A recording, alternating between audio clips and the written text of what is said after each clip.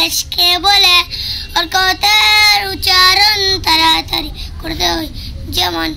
আ ই উ তানবিন দুই জবর দুই জারে দুই পেশ বলে তানবিনের উচ্চারণ তাড়াতাড়ি করতে হয় যেমন আন ইন উন তজামাল হরফ তার ডন্দি কিয়া এর সঙ্গে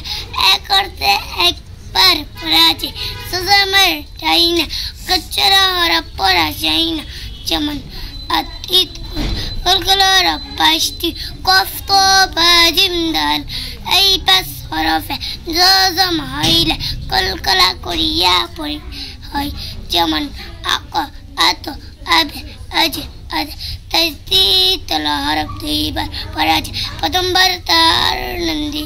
কথার সঙ্গে দ্বিতীয়বার নিচর কথার সঙ্গে তাজদীদের ডাইনে কচ্চরা হরফ পড়া যায় না যেমন যেম আত্তাতি আত্তু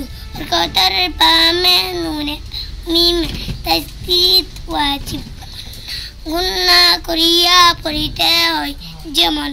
আন্না আম্মা